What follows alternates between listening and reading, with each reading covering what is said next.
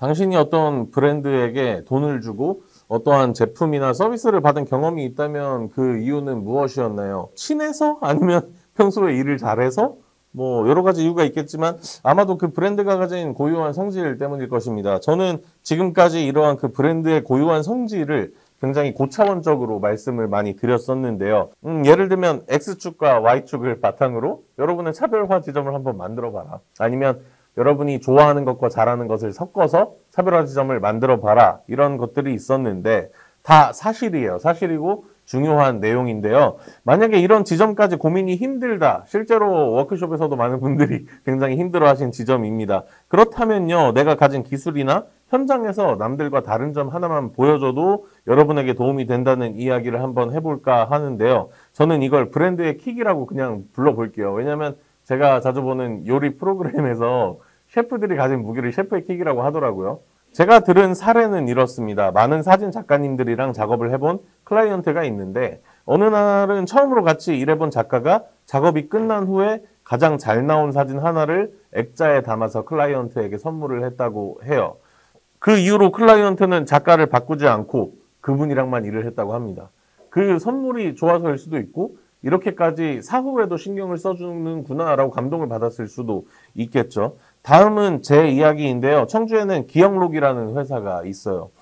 기록 전문가 집단이라고 하는데 여기 대표님도 항상 작업이 끝나면 제가 나온 사진을 저한테 따로 보내주세요. 저는 이게 기분이 되게 좋더라고요. 실제로 그 사진이 제 개인 SNS에 업로드 된 적도 있고요. 거기서 저희도 배웠어요. 그죠? 저희 PD님이랑 같이 어떤 행사 같은 걸 촬영하면 제가 파일 쫙 받아서 제가 연락처를 가진 사람들한테는 제가 직접 사진을 다 일일이 보내줍니다. 이거 굉장히 귀찮은 작업인데요. 받은 분들이 한 분도 빠짐없이 너무 좋아해요. 당황하시는 분들도 가끔 계시지만 어쨌든 긍정적인 이미지를 만든다는 것에는 변함이 없습니다. 그리고 저희는 거기서 멈추지 않고 영상 작업을 의뢰받으면 예를 들면 행사 스케치 촬영을 의뢰받으면 약간 서비스 개념으로 쇼폼 콘텐츠를 2개 정도 더 제작해 드리죠. 이것도 클라이언트 분들이 굉장히 좋아합니다. 우리 채널에 업로드할 게 더 생기니까 당연한 걸 수도 있겠죠. 그리고 저는 이렇게 미디어에 노출되는 걸 좋아해요. 어제도 이제 CJB라는 방송도 촬영하고 왔고 어쨌든 무대에 서는 것도 익숙하고 카메라 앞에 서는 것도 편하고 그러다 보니까 마케팅적으로 제가 직접 이렇게 나오는 경우도 종종 있는데요. 어글리밤 인스타그램의 예전 콘텐츠들 보시면 저희가 약간 광고처럼 행사를 홍보했던 콘텐츠가 몇 개 있어요. 약간 연기 요소도 좀 들어가는 것들이 있는데 그거를 이제 저희 지역의 기획자 분들이 청주에서 이런 걸 할 수 있는 회사 대표는 전혜원밖에 없다라고 말씀하신 적이 있습니다. 그게 시작이었을 수도 있는데 작년에는 저를 비롯해서 제가 섭외한 분들과 같이 TV에 나갈 광고를 처음으로 촬영하기도 했죠. 이렇게 남들과 다른 지점 하나만 있어도 사람들은 여러분의 브랜드를 기억할 것입니다. 이제 다음으로 말씀드릴 내용은 여기서 한번 더 들어갈 건데요. 정리를 한번 하고 갈게요. 첫 번째, 굉장히 논리적이고 깊은 고민을 통해서 차별화 지점을 찾아내면 자연스럽게 완성에 가까운 브랜딩을 할 수가 있다. 제가 지금까지 예술가의 비즈니스와 이전까지 말했던 내용들입니다. 그렇다면 여러분들이 생각하시는 대로 하면 돼요. 이 레벨까지 오셨다면. 그런데 그게 어렵다. 두 번째, 현장에서의 특별한 지점이나 관리에서의 특별한 지점 단 하나, 제가 표현한 브랜드의 킥만 찾아도 여러분이 거주하는 지역 같은 엄청나게 크지 않은 시장에서는 주목받을 수 있다라는 것입니다. 그리고 지금부터 말씀드릴 내용이 세 번째인데요. 마케팅 퍼널을 기가 막히게 완성하면 여러분의 제품이나 서비스를 구매할 수밖에 없게 됩니다.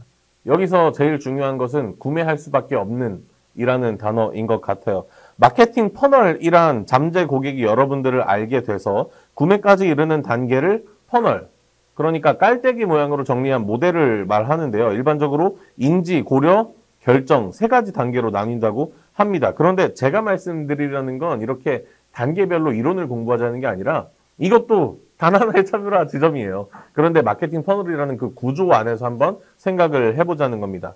어떻게 다른 브랜드와 다르게 어떻게 팔 것인가 하는 지점인데요. 한 2년 전까지 제가 아는 퍼널에 가장 스마트했던 사례는 브랜드의 어떤 퍼널은 아니지만 무료 체험 기간 제공 정도였던 것 같아요. 왜냐하면 저도 올해 2월 초에 일본에 갔었는데 그때 아시안컵이 한창 하고 있었거든요.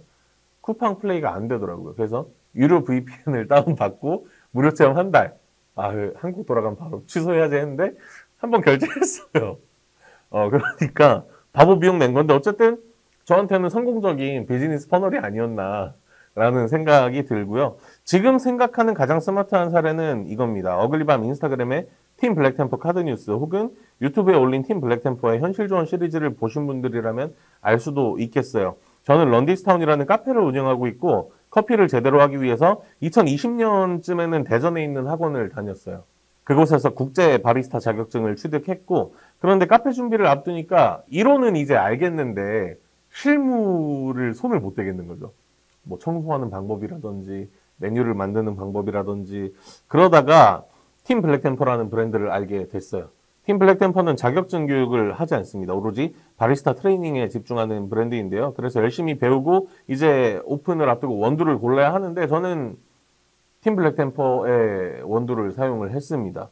실제로 로스팅 대회에서 수상도 하신 분이기도 했고 제가 서울에서 제주까지 다양한 원두를 먹어봤을 때 물론 순간적으로 더 맛있는 원두도 있었지만 제가 이걸 매일 먹어야 한다고 생각했을 때 가장 적절하고 적합한 것은 팀 블랙템퍼의 AP2라는 원두였거든요. 저는 이게 엄청나게 중요한 마케팅 퍼널이라고 생각했어요. 구매할 수밖에 없다라는 거죠. 어글리밤은 아직 제품이나 서비스를 정식으로 오픈하지 않았지만 여러 가지를 구상하고 있습니다. 어글리밤은 제품을 산 사람들을 대상으로 매일 한 곡씩 좋은 노래를 추천하는 오픈 카톡방 링크를 선물하면 어떨까라는 고민을 하기도 했고요. 이 스크립트를 쓰다 보니까 결국 현장에서의 다른 점을 보여준다는 브랜드의 킥이나 고객이 제품을 구매하는 과정인 마케팅 퍼널 모두 브랜드 경험이라는 하나의 단어로 표현할 수 있겠다는 생각이 듭니다. 1화에서 말씀드린 것처럼 브랜드의 기획이 고도화되고 실행 단계로 갈수록 점점 예술이라는 키워드들이 사라지고 있는데요. 그렇게 느끼실 건데요. 하지만 이미 브랜드를 기획하고 실행하는 과정에서 여러분들이 생각하는 지점이 자연스럽게 녹아들고 있다는 것도 함께 기억해 주시면 좋겠습니다. 당장 저만 해도 방금 음악 선물을 하면 어떨까라고 고민했던 것처럼 여러분의 예술가적 역량을 마음껏 담아보시면 좋겠습니다. 다음 에피소드에서 뵙겠습니다.